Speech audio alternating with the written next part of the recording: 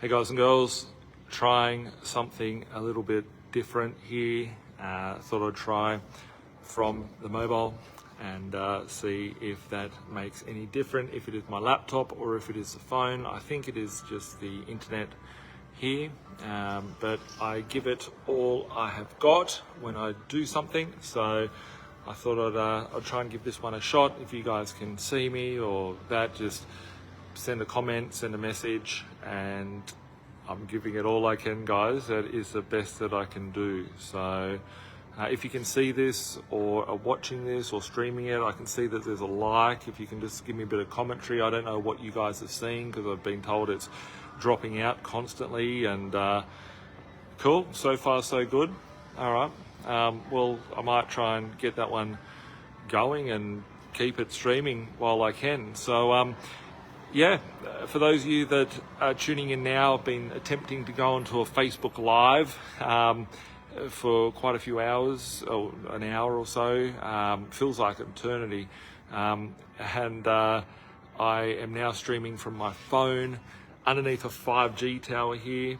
And yeah, it's I feel like I'm getting dumber as I'm standing here under the rays frying me here. So glad everyone can hear me. I'm just going to get straight into it and talk about what's happening out there in the world. So do bear in mind that I do have I'm in a shopping centre, like standing in the front of a shopping centre here, and there's people walking in and out.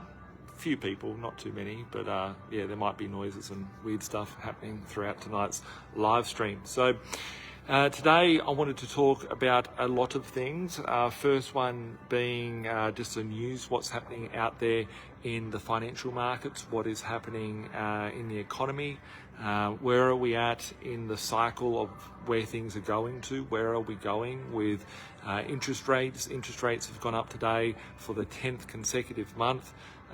Who would have thought that they could have gone this far? And I want to address that into specifics of what I'm seeing, what I'm doing, how I'm feeling about that, and you know, my just whole take on that. So I'm going to try and dig up my news articles that I was going to address with you guys today, but just give me one moment as I upload or download some links here of, if I can, of just what is happening in the world. Really surprised this one's actually working. Just didn't think we'd get the internet going. So first article of the night is a CoreLogic article, which CoreLogic is RP data. It comes in saying the home value index recorded a sharp reduction in the rate of decline through February. So this home value index is sitting there saying each month the property market's falling and all these sorts of things. This one here says that there was a 3.3%, so 30% of 1%, so 30 basis point rise in Sydney dwelling values was the most significant driver of the national deceleration. However, the loss towards downwards momentum is broad-based. Basically, the article's coming out which is saying that there's less stock in the market, and something for everyone to be very aware of, right? When we see that they say house prices declining, right? I did a podcast on this recently on the No BS with Birchie podcast. If you don't listen to that, go check it out on Spotify, YouTube, and all that sort of stuff. But in my podcast, I broke it down as to why we see them say that house prices are falling. Is it because the same house is sold for less 6 months later? Or is it that people now can't afford the more expensive properties and more people are buying the cheaper properties, which is recording more sales in that cheaper end and less sales at the more expensive end, and it is playing with statistics on that front. So just my 2 cents on that. Nothing too exciting to see on that front. Next article is a funny one. This one's a really funny one, right? So we've got all this news coming out. I've said to you guys beforehand, I cannot see, well, we've got ads playing on my news.com articles that I'm trying to read out. I said throughout this whole time, since way before May 2022, I said that we would see that it would be impossible for them to raise rates by more than 50 basis points. The market, and the way that I said it is that it's mathematically impossible. If you go back through my videos, I've always said it's mathematically impossible for them to raise rates more than 0.5% without the whole system imploding. And that's why I'm excited, because they have pushed this way too far. And the same people out there saying, like, here's the article here anyway. Westpac predicts long-awaited rate cuts after harder economic times to come. No shit, guys, you have just put up the interest rates 3,500%. That's what they've gone up in the last 10 months. So 10 months ago, 10 months and 1 day, interest rates were sitting at 10 basis points. Now they're sitting at 360 basis points. And I think that's after today's rate hike. But the reality of it is that how many businesses are going to go broke before this? How many people can't afford their mortgages? How much cutbacks in people's budgets? Right? Just let's go to the average mortgage. Right? I drive to my office. A few days a week I go to my office, and when I go to my office, I drive past all these houses. Right? If I'm up on the coast, I don't drive. I just walk everywhere. But I see these houses, right? The average house, I would imagine, would be a $1 million mortgage attached to it. So if there's a $1 million mortgage attached to a house and it's got up 350 basis points or 3.5%, that means that the person with the $1 million mortgage is now paying with the 350, here's a security guard coming soon, probably going to tell me, what are you doing here? But yeah, person with their $1 million mortgage will be paying $35,000 a year extra in interest rates this year, right? So from 1 year ago to now, $35,000 a year extra. Where does the family come up with that extra income from? They have to cut back on things. They might have to sell something. And what that does is it actually creates deflation to a different sort of scale. It appears that they are locking the shopping centre now. That's what the security guards here are doing. It's a bit of noise here. But yeah, looking at the cutbacks, right? Like, here we are in a recession, right? We are full blown in a recession, not even heading into recession or a changing economic policy.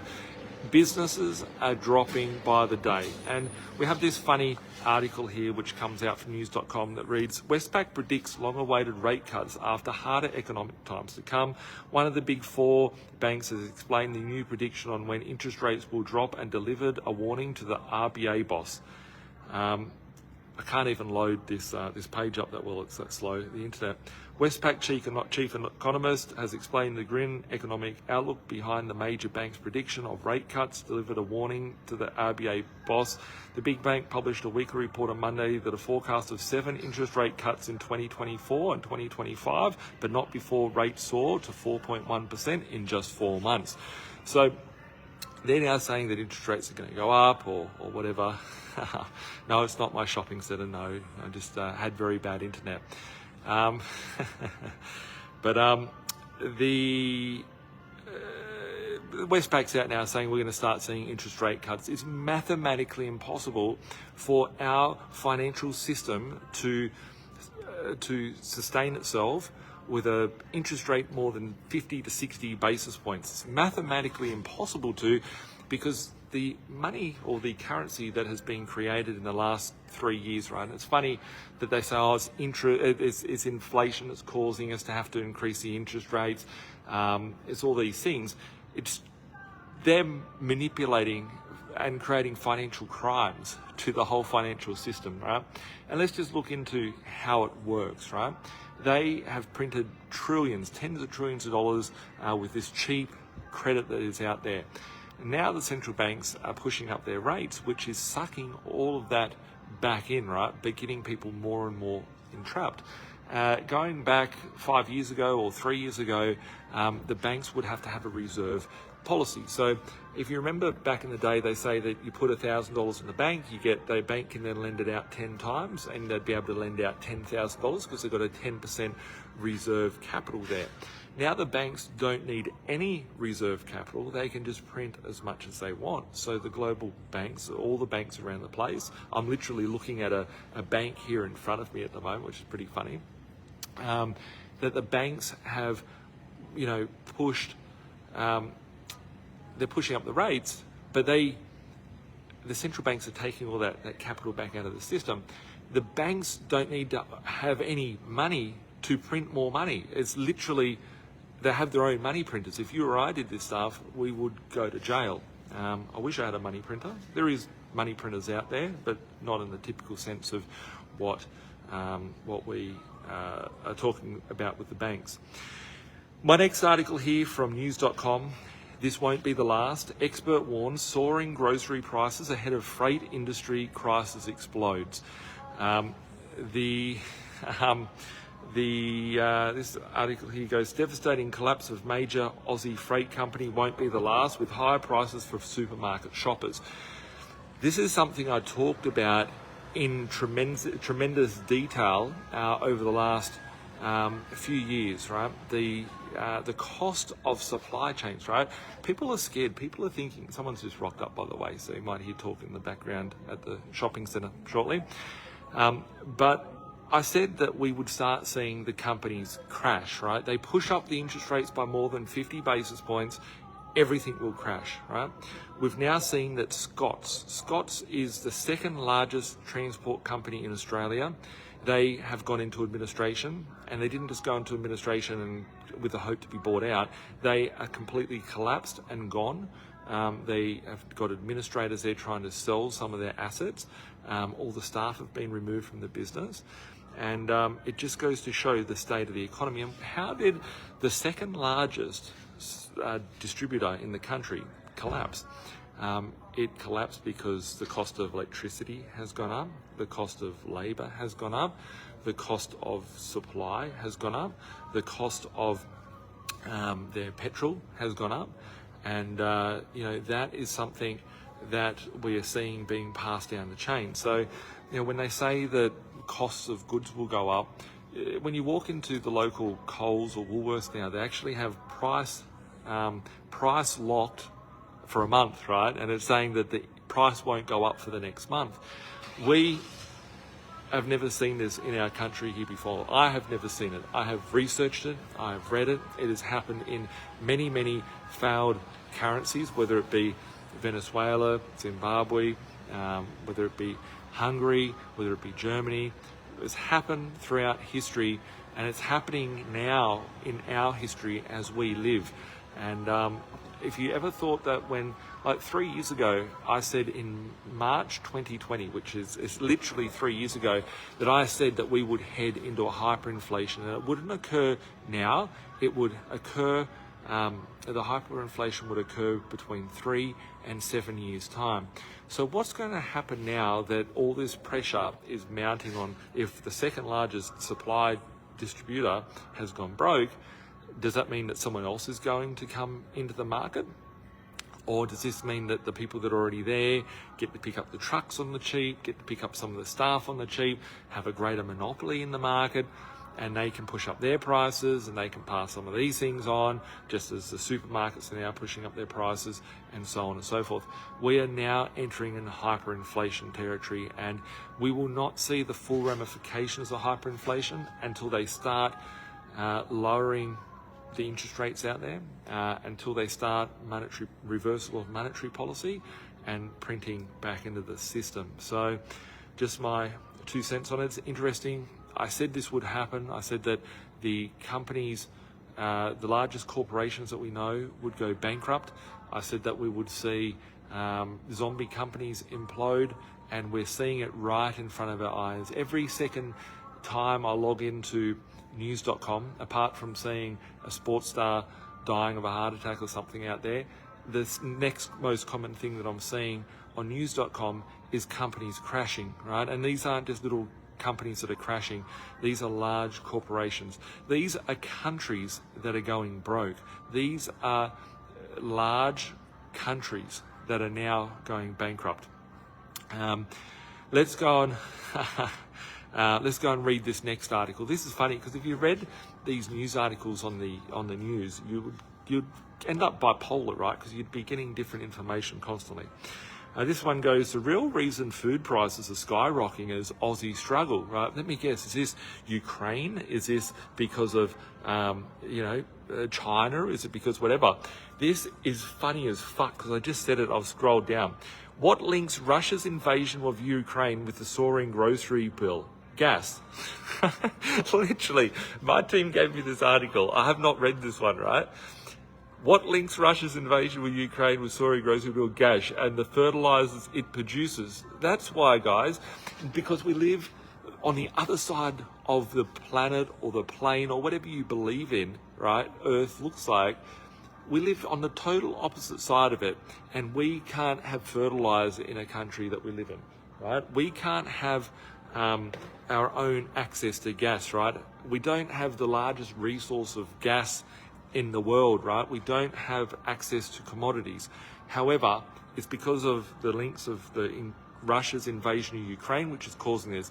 Australia's National Food Supply Chain Alliance late last year forecasted a further 8% increases in local food prices over 2023. Now the heads of the Food and Agriculture Association, World Food Programme, International Monetary Fund, World Bank Group, and the World Trade Organization. They're all these three-letter organizations. All these three-letter organizations which are now coming out as experts out there, right? Just go and think about it. You had the World Health Organization, the World Economic Forum. Now you've got all these other three-letter word things, which I do have a lot of other three-letter words that I could think of these people or entities, should I call them? But let's not go there. It is not an unexpected outcome. Russian power broker Dmitry Medvedev declared food to be Moscow's silent weapon. Russia's is the world's foremost exporter of nitrogen-based fertilizers. It is the second largest supplier of potassium and the third largest of phosphate. They're blaming this on Russia, right? We had supply chain issues due to Corona. We had supply chain issues due to China. We had supply chain issues due to chips. And now we've got it because of Russia. We've got it because of climate change. People are just dying suddenly because of climate change, apparently, right?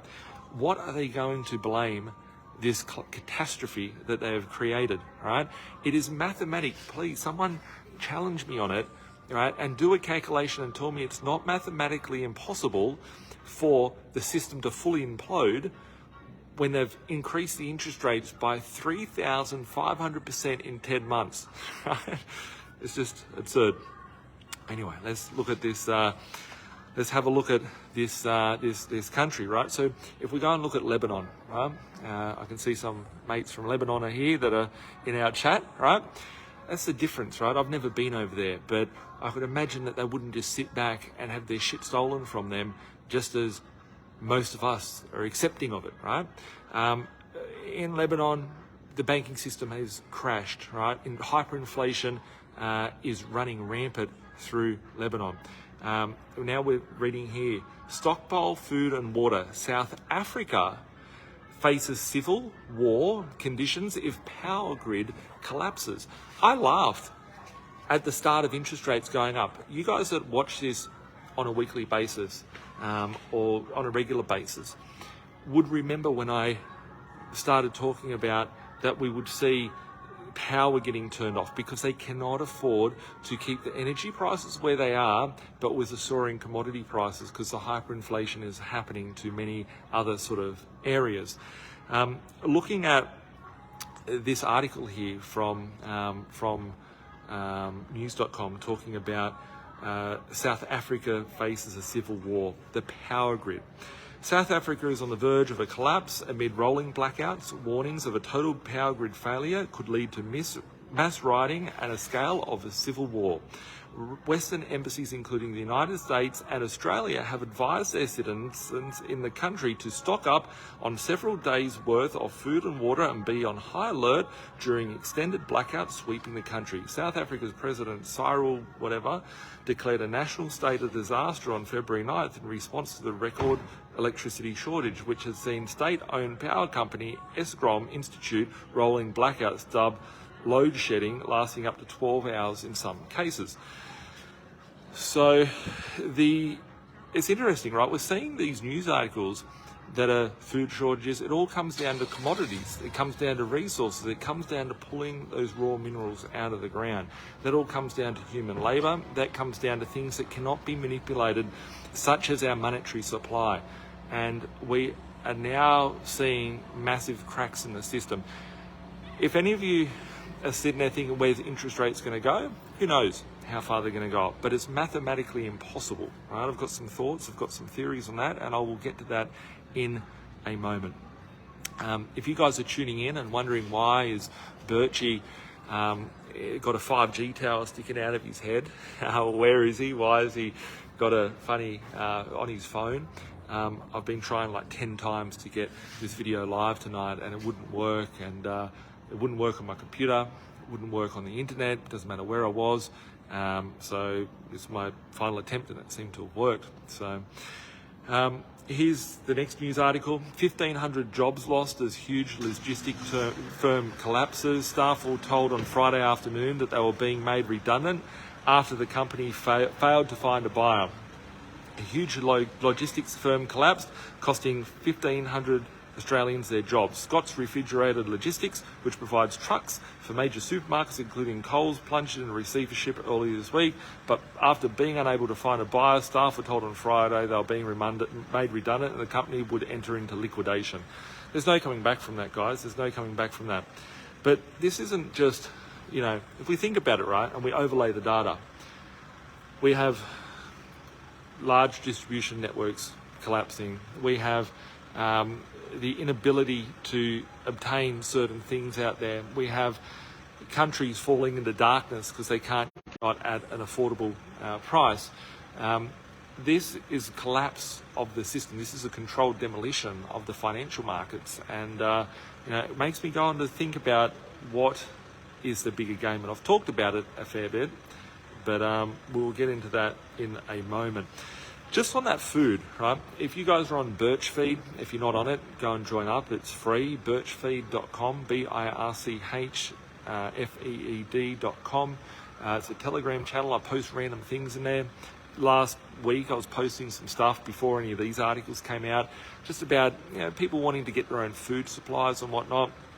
I'll share with you guys. I might actually do a live with some garden beds and some aquaponic stuff that I'm doing at my farm, just to where I live predominantly, just so you guys can see, it's pretty cost effective and pretty self-sufficient for these things to occur, and you've got an endless supply of food at your disposal, and you're not at the mercy of a supermarket jacking up the price, but not just a supermarket jacking up the price, but them installing chemicals and all the really bad things that they do. So if you want to know what one of the best investments is, it's an investment into your food supply, because things are going to get very bad as we enter into hyperinflation for a lot of people. If you can remove all your excess costs and you just hold on to assets as you go through, that means that you're not going to have you're going to be at a step ahead of everyone else, because you're not paying stupid prices for all the expenses that you have on a day-to-day basis. My final article is US bank Silvergate Capital is on the brink of collapse amid crypto market meltdown. So we've got a bank in the US on the brink of collapse. We've got hedge funds on brink of collapse. We've got things collapsing all around the world, right? And what has changed? Have we had any more illnesses out there? No. Have we had a war? No. They always talk about war and stuff. They say that there's a war in some countries, and they put blue and yellow logos on your Facebook page or whatever. Good luck to that. But if you're into psyops, then just keep watching, and you'll see what the media keeps pumping out to brainwash everybody. So that's all I have to say on the news articles. I want to get into the topic of the day, which is the interest rates have gone up, the cash rates have gone up. And what does that mean for us as investors? What does it mean? What is the benefit? What is the downside? What can you do to protect yourself?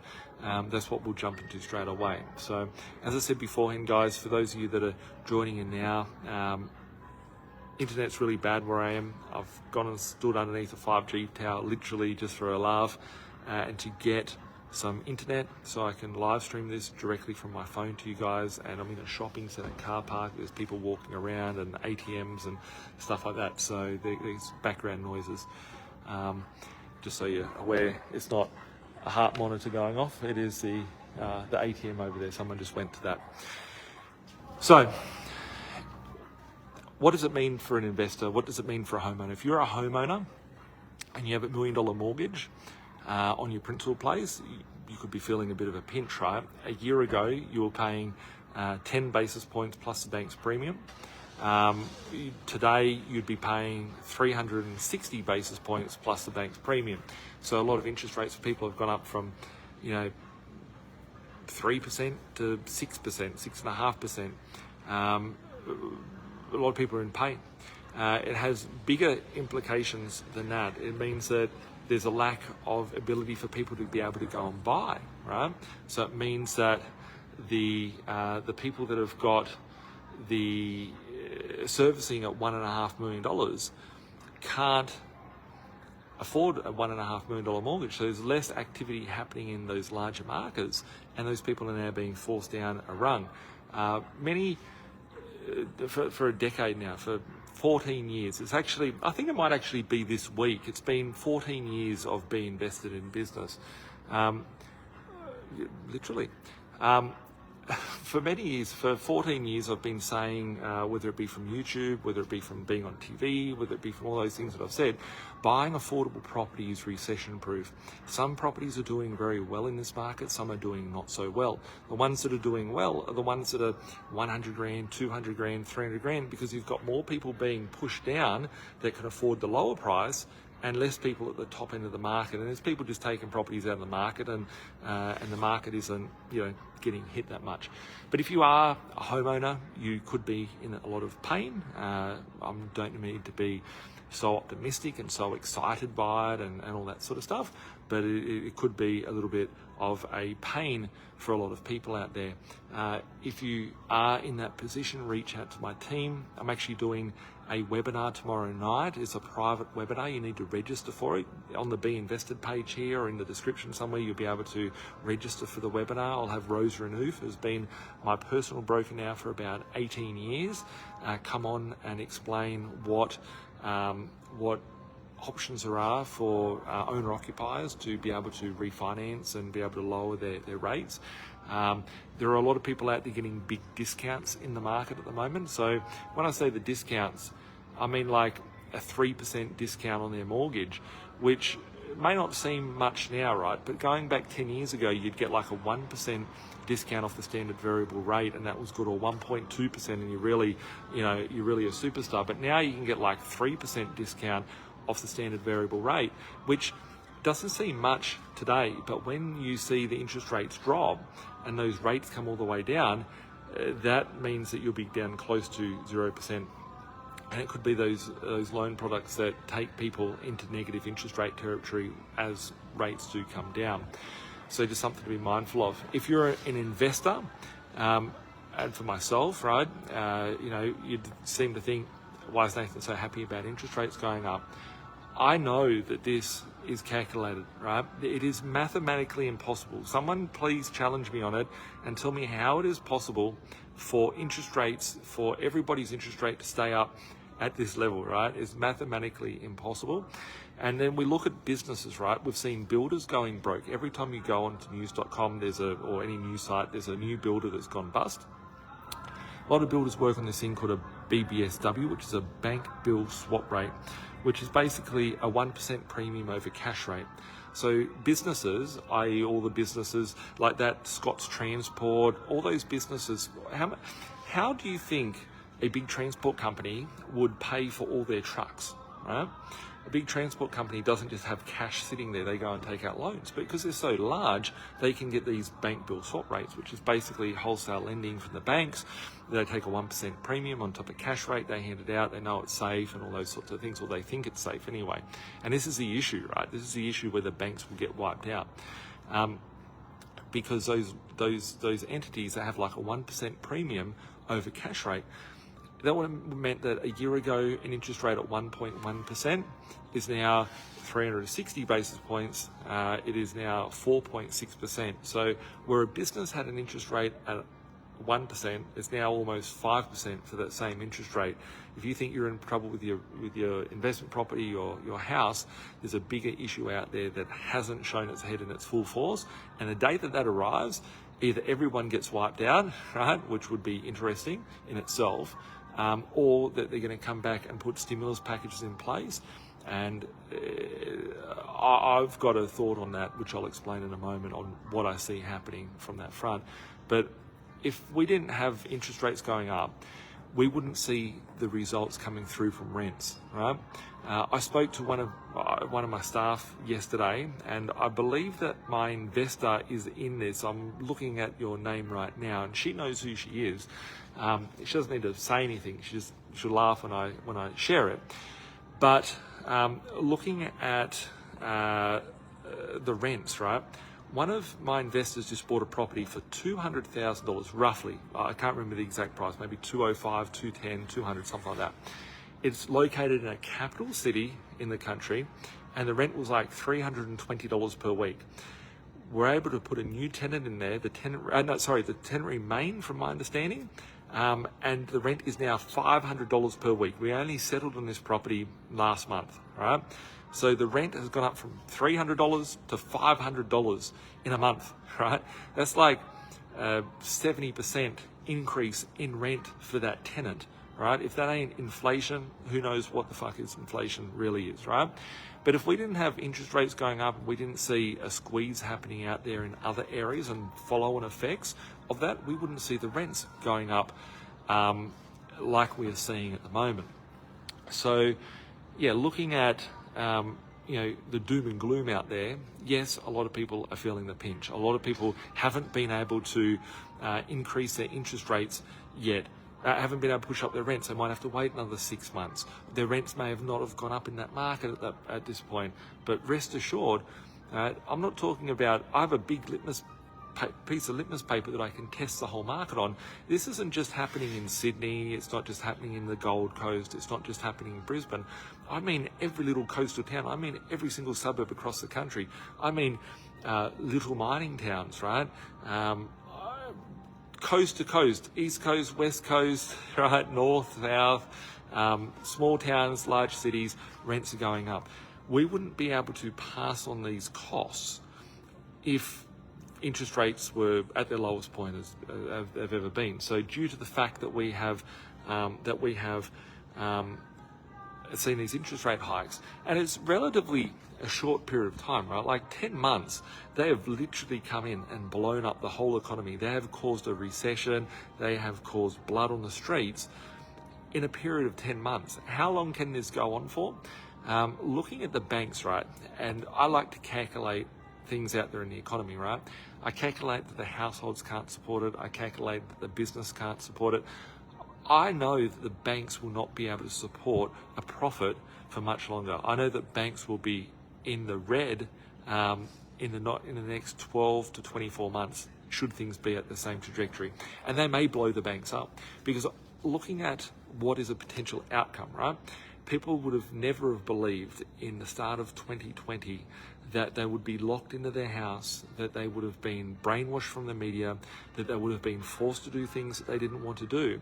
But here we are in 2023, and we know that we shouldn't be trusting anything the government or any institution or any large organisation has to say. We should be questioning everything that is delivered to us and not following things with blind sight. So my thought is, if we go back throughout history, we have a problem, we have a reaction, we have a solution. The only way that the entities were able to get away with what they have for the last 3 years is that they have created a problem, they have seen a reaction, and then they have offered a solution, and everybody gobbled up that solution, right? The pill, so to speak. So if that has happened this time, what has happened throughout history, his story, with every war, with everything, I'm not going to go into details and go into conspiracy theories here, right? But the last 3 years can explain it, right? Are they creating a problem for everybody? everybody reacts. Right? There's a few casualties, it's collateral damage, so be it. And then they bring out a solution. The solution I talked about in 2018, those of you that were a part of my mentoring program, whether you were doing it at the time or whether you've got it of more recent times, I talked about universal basic income. I talked about CBDC before it had a name of CBDC. It didn't have a name. It was like in 1992, they called the internet the information superhighway, right? And now they call it the internet, and they call it the web, and they call it all different things, right? But back then they used to call it the information superhighway. Here we are in 2023, and what I talked about back then is now being called the central bank digital currency. What happens if they're creating a problem and they are controlled demolishing the economy as it speaks, with everybody in a fearful state, and then saying, well, I will take your new central bank digital currency, because there's only one way to escape what they have done. There is no other option, right? There's two options. One is that they have to reverse the course of what they've just done in the last 10 months, and then they have to re-inject all the liquidity in, which is going to cause more stimulus, which is going to cause hyperinflation. Or are they going to let everything blow up? If they let everything blow up, they blow up as well. This currency that we use is a debt-based currency, and it only survives from creating new debt. It's a Ponzi scheme. The whole financial system is a Ponzi scheme based on the currency that is created. So if they do that, they kill themselves. So the only way is to re-stimulate the economy. But if they wanted you to do something, right, that you wouldn't have wanted to do, what could that be? What about if you need to get a new digital identity? What about if you have to hand all your cash over and enter into a central bank digital currency? What happens if in 6 months' time people can't afford to eat, right? I say it with a smile on my face because I'm literally seeing history fall right in front of us. There's opportunities. There's people that are going to be on the side of taking advantage of the situation. There's going to be people on the other side of it which will be very severely disadvantaged. And I think predominantly most people are going to be severely disadvantaged. But there's things that you can do to protect yourself. You don't want to be anybody's bitch. And that's why I think taking care of yourself, right? Having your own food, having your own supply chain that you don't have to go and rely. If everything goes up, and let's say if food triples in value, 100 times in value, let's say a Big Mac costs you $500, right? And you can't afford to buy a 6-pack of eggs because they're $500,000. Just look at every other currency that's out there in the world. What would you do? But if you had your own 10 chickens, you had your own vegetable garden, you had your own cows, your own sheep, your own whatever, right? Your own fish in a dam or in a pond. You don't need heaps of space to be able to grow fish, right? You can use a pallet, right? 1 meter by 1 meter IBC container, right? I'll show you guys that shortly. But you can still have control. So you're not having to go out there and spend your money on highly valuable things that have been inflated away. But here we are now in a position where there is only one way out of this, and that is for them to stimulate the economy. Sure as shit, I know that they are going to do that, right? It is not even a doubt in my mind. People are concerned. Interest rates are going up, and what does that mean? If you're buying a property for $100,000 or $200,000, so I'm reading the comments as they pop up on the phone. But if you're buying a property for $100,000 or $200,000, then it doesn't really matter what happens with interest rates. If you bought, $1 million properties, there's a lot of people that will be hurting from those things, but that's probably the predominant amount of this country, right? So, a lot of people will hurt, and they will have to make policy to reverse that course. It's bigger than you, it's bigger than I, and it might seem dark on the day. You might be sitting there going, oh shit, interest rates are going to go up, where are they going to go to? My uncle Bob told me at the barbecue on the weekend that, they used to be 20% in the 1990s. Are they going to go there? Anything is possible, right? But the level of inflation for us to get there, right, we ain't seen nothing yet. I believe this decade at some point we will see interest rates, they could be 50% interest rates, but not today. Not today, folks.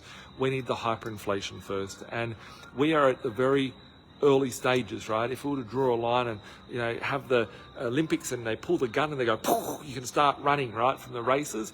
The gun's being pulled, and we're starting that race at the moment with the hyperinflation. But will that happen this year? It's not just going to creep up onto us, you know, it might just creep up on us, but we're feeling it. Everybody is feeling it out there. So they will have to do something. And my thought is that when the time comes and they say to everybody, you can have some free checks, right? They did it. Just think about it, right? In the last 3 years, you could literally, I've heard of stories where people have been at the pub, right? It's a Saturday night, they need $1,000, they need some money to buy some drinks.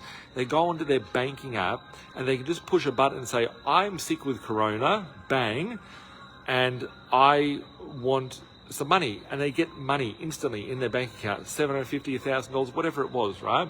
But that was too easy to give that money, right? It stimulated the economy and it caused the problem that we have now, which is what they're trying to control. But they can't control it. This beast is out of the bag. But imagine next time that happens, right? And everybody gets on this thing that the good question coming through, Lachlan. I'll answer that in a second. But what happens if next time they come in with that universal basic income? A universal basic income is basically Centrelink for everybody. Everybody has a minimum standard of they need $50,000 a year, right? So everybody gets $1,000 a week dropped into their bank account. But what bank account? Is it the bank account that you have at the moment? Is it the cash that you can pull out of the ATM? I don't care where you live, right? I want you to do a little bit of research here and look at every ATM in the area and every bank that you've got. Is there a bank in your area still? Is there an ATM in your area? How many is there? What have they removed in the last 12 months? Looking back in 12 months' time, what have they removed? You can't get access to the cash. We are going to a cashless society, and I believe in the next 5 years we will not have any access to cash, which is the most scariest thing in itself. But I believe that they're going to sign us up to a universal basic income. They're going to give us stimulus packages like never seen beforehand. It will cause hyperinflation, but you will have to sign up to a new digital identity, which they are trying to do via your MyGov and all different types of other commie-govy sort of websites and whatnot. As you sign up, you're becoming more enslaved and more trapped. As we enter through the hyperinflation, I believe that they will do this one thing, which no one would ever see, right? I believe that what they are going to do is make your money programmable. So they will give you a new bank account, just like the dine and wine vouchers or whatever, right? They give you $100 to go out to dinner or some shit like that, but you have to go and enter your details into the government side, biometric your face, give them all your driver's license details. You're opting into their new little system that they've got. But if they don't like this shop over here or that shop over there or whatever, they will just say you cannot spend your money in those shops, and they will literally demolish business like that. They can just go, okay, you guys have got not enough green energy to your place, pull you out of the system. You guys haven't been as inclusive enough by doing certain things or having certain, people in your business. Well, then we will turn you off and you've got to pay higher taxes, right? And this is programmable money. I believe that we will see a central bank digital currency. Someone's opening up a door there. We will see a central bank digital currency which will come out, which will be, when we go into hyperinflation territory, that they'll say if you don't spend your money in 24 hours, we're going to delete the money from your bank account. And that there is how they've got everybody, right? Problem, reaction, solution. They will give everybody free money. That will cause the hyperinflation. When we see the hyperinflation, that is when the new system is unveiled. And it might be conspiracy theory, it might sound a little bit weird. However, a lot of things that sound weirder in the past. And the one thing for sure that I have not got a doubt in my mind on is that it's mathematically impossible for them to have pushed interest rates more than 50 basis points. It's mathematically impossible. They have done it. So now that they have done it, what is the ramifications? It's just a matter of crashing of different areas in the system. And yeah, as I said, guys, beforehand, I am at a shopping centre because there's no internet. There's a 5G tower there behind me. There's a cleaner here at the shopping centre. Just trying to get this video out. So yeah, looking at where to from here. What am I doing? Am I concerned? Naturally, I'm paying a shitload more in interest rates at the moment. But let's just look at some numbers, right? Let's say I put up all my rents. I haven't calculated this, but just for the fun of it, 200 properties, put up the rents by $50, right? $50 a week times 200. 20 is 1,000. 200 is 10,000 a week. So put up $50 a week, 200 properties. That's 10 grand a week. That's 500 grand a year in extra rental income. I would not have been able to push up my rents like this if we didn't have interest rates rising. A lot of my interest rates are old loans, right? I don't have those 3% discounts. I'm paying 7.5%, 8% with the big four banks, but I can't refinance them out. I'm paying double digits in some banks, and that is fine, right? Because I know that my cash flow from my properties is serving its purpose and is doing its thing, and this isn't forever, right? Inflation is going to run right, right? And I feel that a lot of people are not set up, observing, understanding, taking the time out to look and calculate what is possible there. So how much longer will the pain go? I am gobsmacked that they've put up interest rates as high as they have, and the whole system hasn't imploded yet. But I know equally, right, we have never seen so many articles every day. Just do this thing, right? I know that there's people out there that didn't want to take, the dose of the magic potion, right? And they send articles around of certain things that are happening out there, right? And they're very obsessed with those sort of things. But I look at the news and I see the obsession. I might be one of the only people that are obsessed with this, but every day there is businesses going under, right?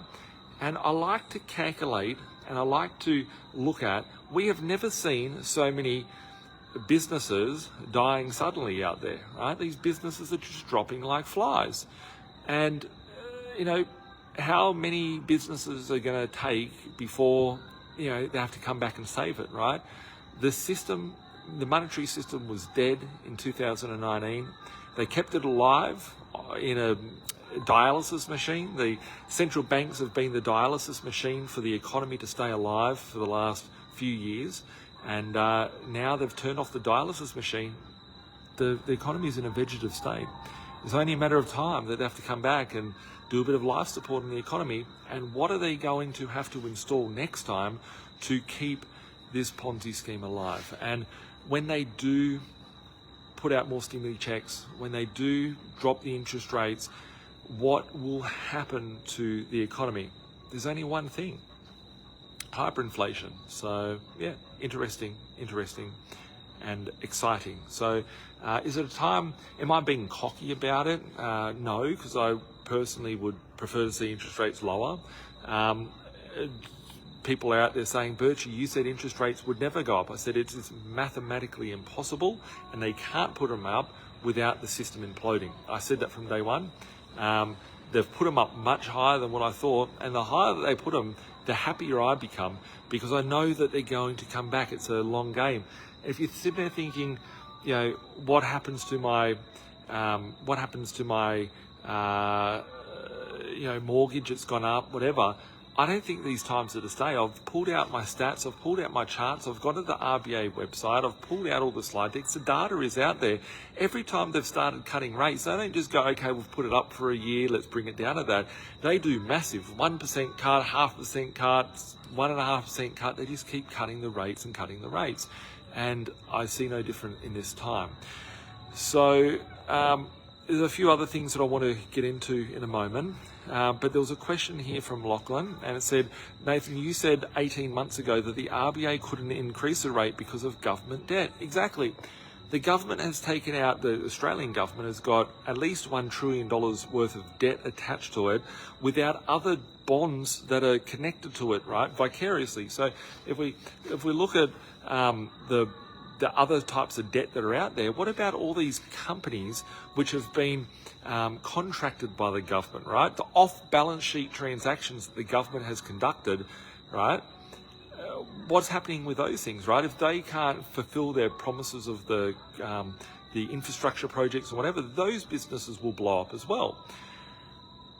Very interesting. That debt doesn't just sit there and when the government debt isn't going up each month, right? The government has to roll over its debt. So whenever the government goes to roll over its debt, it could be a 12-month bond, it could be a 24, 36, a 5-year bond, a 10-year bond. When the government goes to roll over its bond, it's going to be paying 35 times more than what it was 2 years ago, right? More than what it was a year ago. So they have to, otherwise the governments will start going broke. And I want to just share my thought as well on the government's going broke, right? And this is real, on the ground, things that I'm seeing out there. Wait until you start getting your land tax. Wait until you start getting your tax bill. Wait until you start dealing with any of these large multinational companies. I deal with these companies in all of my business interests on a daily basis, right? I've got some of them as clients in food and accommodation businesses and different things like that, right? I see how these companies and government organizations operate. If we look at power companies, we look at phone companies, like utility companies, right? Things that billing cycles would have lasted for 90 days beforehand are 30 days. If you don't, they start disconnecting things off you. If you look at things like land tax, right? I've seen where people have sold properties, right? They may have had 50 grand in land tax owing out there, right? Whatever the case may be. They might have had 2 or 3 years worth of land tax. Last year, they could sell a property, for example, and pay the land tax just for that one property. Now, the state governments, whatever state it is calling in that debt, and they're being ruthless, right? There's no negotiation, no nothing. And if you don't pay it, they actually go to your bank and force your bank to pay your land tax for you, and you become in default with the bank because they control it via the land. So if you think you own a property with no debt on it, that's not the case, right? You always have the intermediary of all of your local commie governments that are out there. So those government entities are broke. They can't sustain. So they are being very forceful, very aggressive in their debt collection tactics. So just people in the shopping centre. It's becoming very, very bad. And it indicates to me, right, like let's just think about the state governments out there, right? They've got all these commitments, they've engaged in all these projects and whatnot. They're going to have to take on a lot more debt, right? And I'll explain why. The government has projected its revenue and it's based its spending on the revenue that it's getting. If there's not enough property transactions occurring, right? Let's use property for example. Let's say New South Wales government. If there's less occurrences, right, and we can see that there's 50% less stock in the market than what there has been for the last 20 years, right? There's 50% less stock in the property markets out there. So there's a lack of stock, which means it's a lack of transaction volume. A lack of transaction volume means a lack of stamp duties going through, a lack of ATO capital gains taxes going through, etc., meaning that there's less revenue. If those entities of the government, so they call it anyway, if those entities, ATO or whatever, can't fulfill their obligations, well then they're going to have to go out there and source debt, right, and buy up bonds to get them sourced through. Otherwise they won't be able to perform their tasks of extorting the rest of the country and all those sorts of things. So yes, we are seeing it, like we're seeing it firsthand. It may not be so blindly obvious because we're still early to the party, but when you look back right now, if you saw a curve, right, let's say that we've got a trend line and a market's booming, right? Let's say that you've got a property market at 100 grand, property market goes to 200 grand, right? You instantly go, okay, yeah, that's where the market doubled. But if you're at 100 grand and it's gone to 120 grand and there's nothing until $300,000, you can prognosticate and see the direction that that trend line is going. And it's a bit hard to see now, but it is happening. Companies going broke, governments in money trouble, lack of liquidity out there, countries going broke, recipe for stimmy checks. Right? I'm very optimistic by that, so, and I won't change that. Leggy says here, start buying chickens and plant your fruit trees because they are creating the problem, hyperinflation, and their solution will be a one world currency, a one world order. Pretty much. Here we go. Alex says consumer price confidence is at 90 recession levels, a 6-month leading indicator. So in 6 months, the recession will be here, and watch the rates being cut. RBA has no clue. RBA has a lot of clues because they're the ones controlling this, right? But you're right? And I calculated, like we're at the start of March now, we've got 4 months until the end of financial year. I said by the end of financial year, we will see, they will have to come out and say that we're in a recession, because we are in a recession, unless they fraudulently manipulate the numbers, which, you know, the government, of course, wouldn't do that. Who are we kidding? But it's exciting to see that this is happening in front of us. So, you know, I think a lot of people are freaking out. A lot of people are fearful of the market out there at the moment.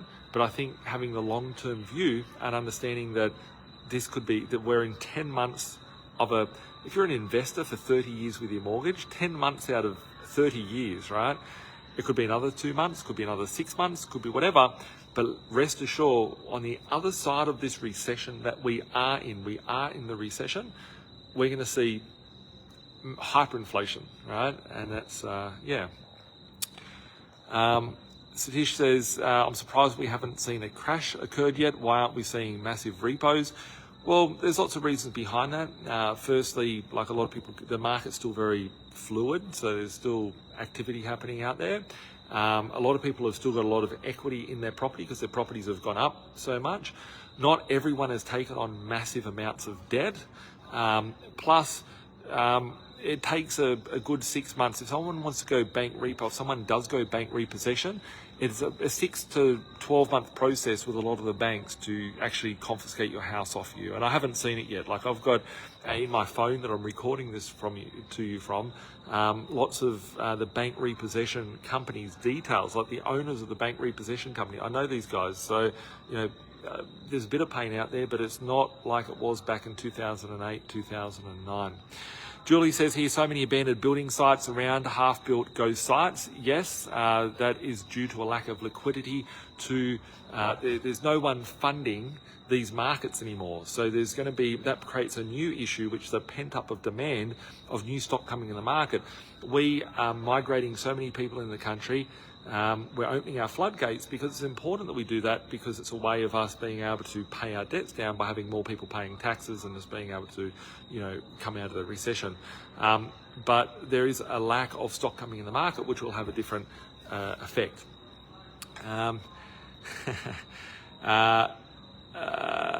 Exactly, Mikey. Find the phone tower for the signal. For those of you that were seeing me at 7 o'clock today, there's no reception anywhere around here, but I'm under a 5G tower, so I'm dumbing myself down underneath the tower, getting some reception to get you.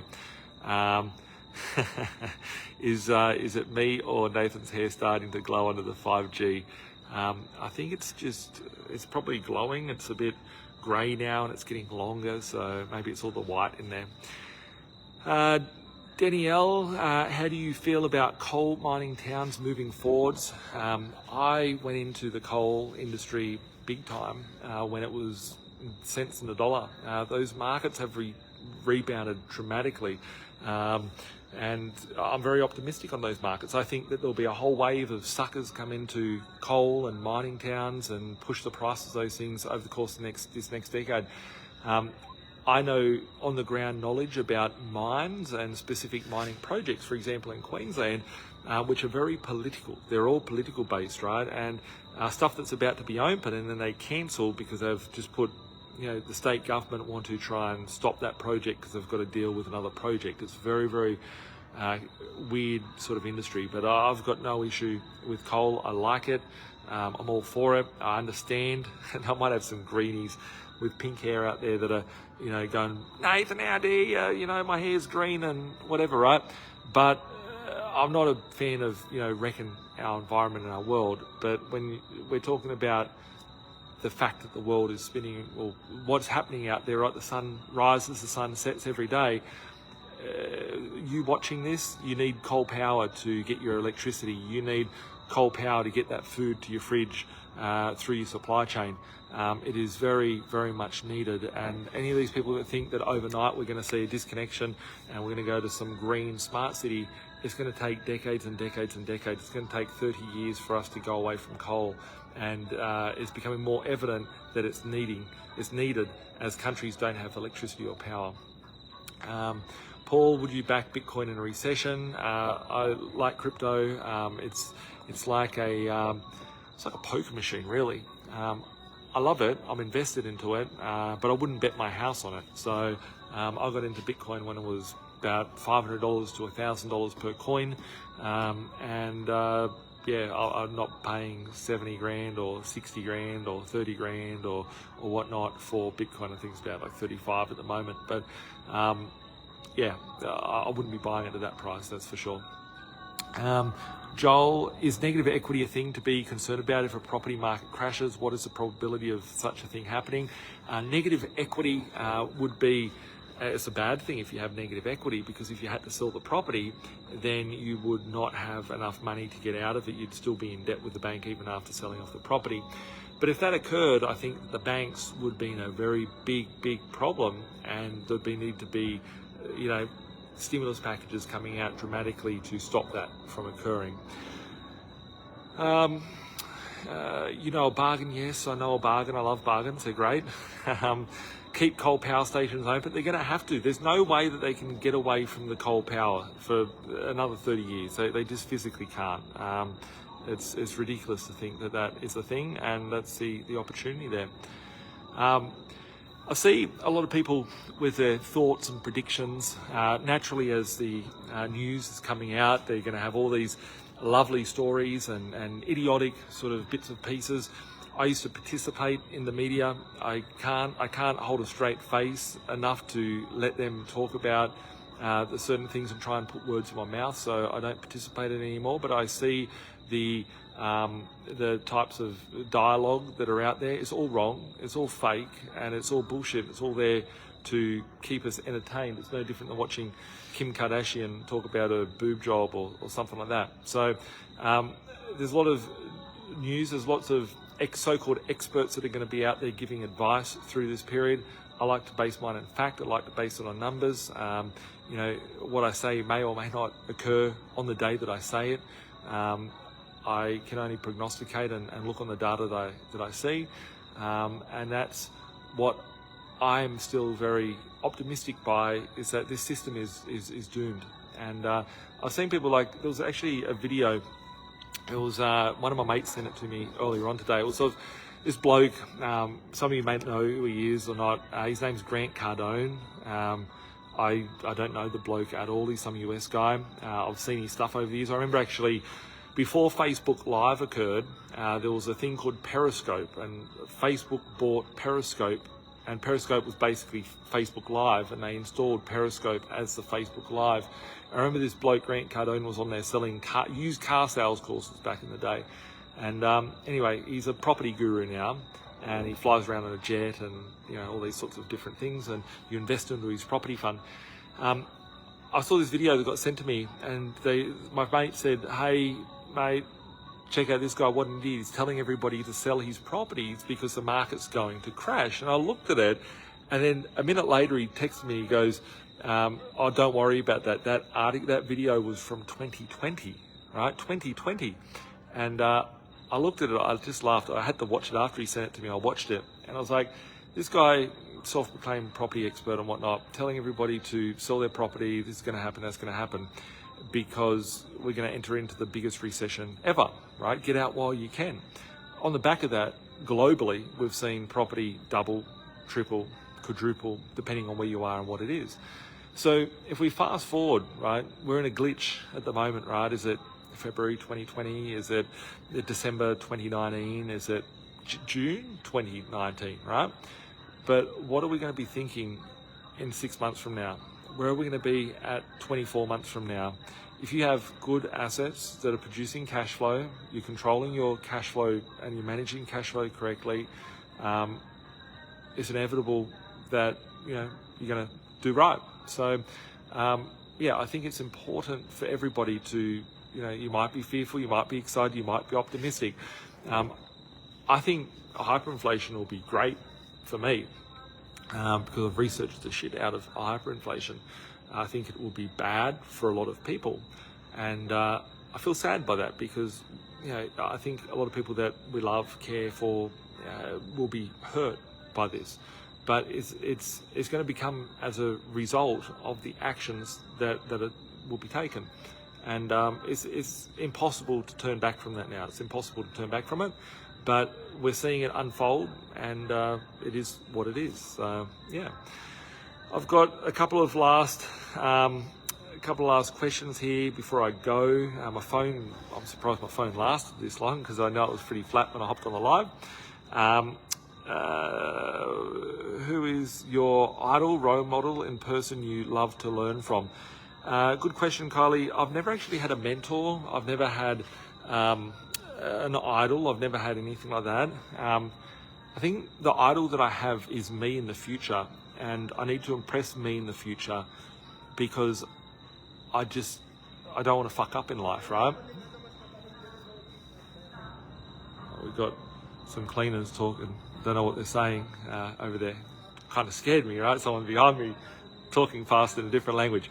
As I was saying, I haven't had a role model. I've thought about all the things that I don't want out of life and the person that I don't want to be, and I try to take the steps in line with the person that I want to become at all times.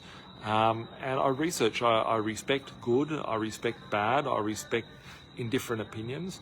I go through different cycles and go, okay, cool, this is teaching me about something. And I try to share the people that I'm following. I try to share the information that I'm getting. The information that I've got, I just share with you guys, right? The information that I've got, I just walk through life and do every day. But the information that I'm trying to get today and the information that I do come past that I think is relevant, I do actually share a fair bit of that at birchfeed.com. So do check that out. But as for a mentor, I've never had a mentor. I've never been to a course or anything like that. I just self-taught myself on and drew strategies. I always draw strategies. Even to this day, I've got whiteboards all on the walls. I've got scribble everywhere, and it's like I tell people, don't touch my stuff, right? Like don't take that paper from there. That little note is valuable because it's strategy. Paul, would you try and clear some debt if this recession is coming? Not at the moment. Not at the moment, because how to get through a recession is to stimulate the economy. But as we can see, in 2020, they way overstimulated the economy. And here in 2023, they have way tightened the economy, right? Which is causing a recession. The only way out of this recession, this is the answer to it all, guys and girls. This is the answer to it all. It is the treatment of this recession that is going to cause the biggest boom we've ever seen.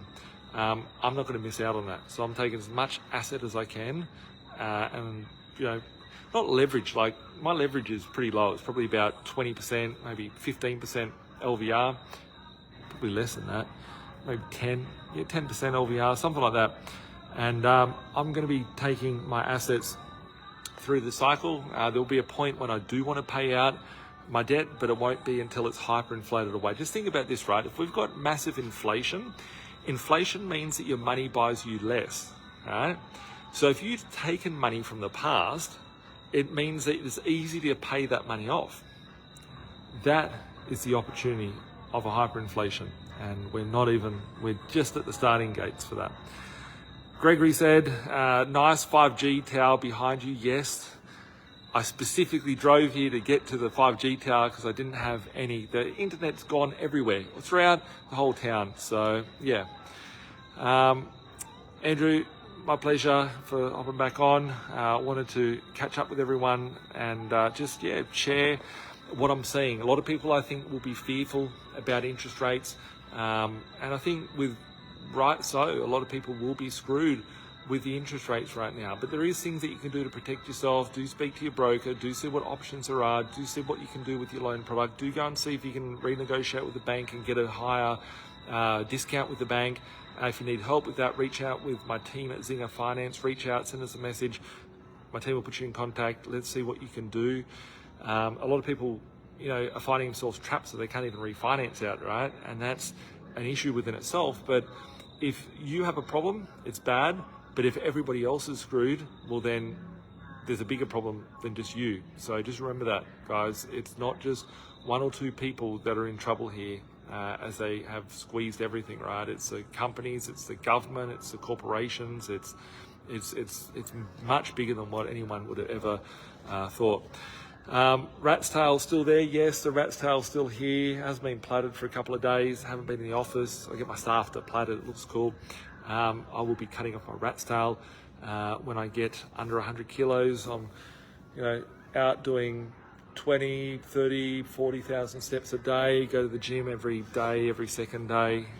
Might go to the gym after this Facebook Live. There's one just next door to where I am here. Really nice gym as well. And when I get a certain weight, shave it all off. So yeah. Kane said, thanks for the insights, Nathan. Thanks for tuning in, everyone. And when is your next webinar? Next webinar will be tomorrow night. I will be back in the office with Rose Renouf, who is my head of Zinger Finance. We'll be talking all things finance. So if you do have any lingering questions, thoughts, fears, concerns about the market, make sure you hop on whilst I've got it there. And ask whatever questions you got tomorrow.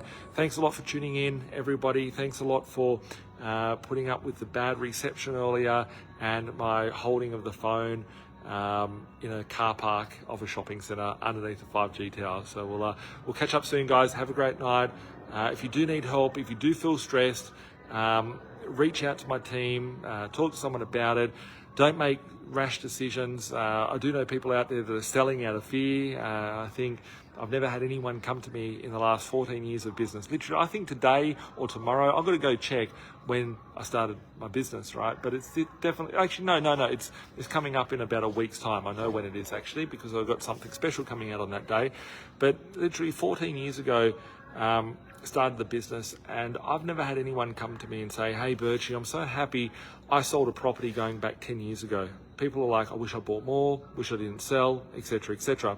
So just be very cautious of the decisions that you make now, because fear will pass, pain will pass, and the water will find its own level. So we'll catch up soon, guys. Keep being awesome and take advantage of the opportunities out there. Bye for now. See you later. And my friend, the 5G Tower, says see you later too. Bye for now.